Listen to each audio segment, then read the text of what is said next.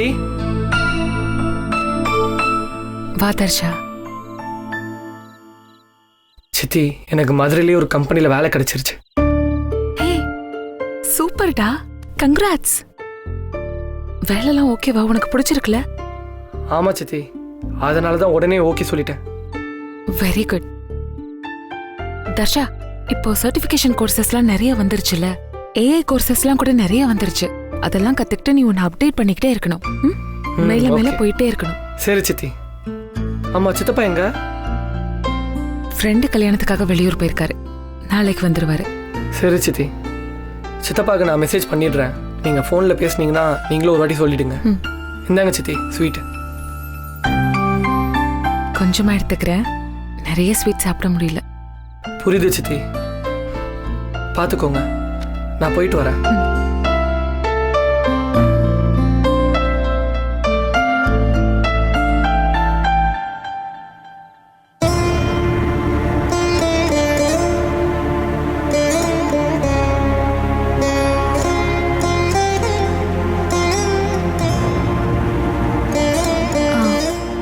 அக்கா, நீங்க ரொம்ப அப்செட்டா இருக்கீங்க. உங்களை என்ன சொல்லி சமாதானப்படுத்தணும்னு எனக்கு தெரியல. என்னால இந்த குடும்பத்துல எந்த பிரச்சனையும் வரக்கூடாதுன்னு தான் நான் ஒரு வார்த்தை கூட கேட்கல.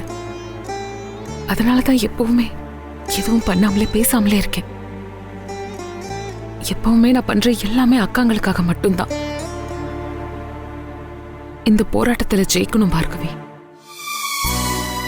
சில நேரம் அக்காங்கெல்லாம் பலவீனத்துல மாட்டிக்கிறாங்க, இமோஷனலா லாக் ஆயிடுறாங்க.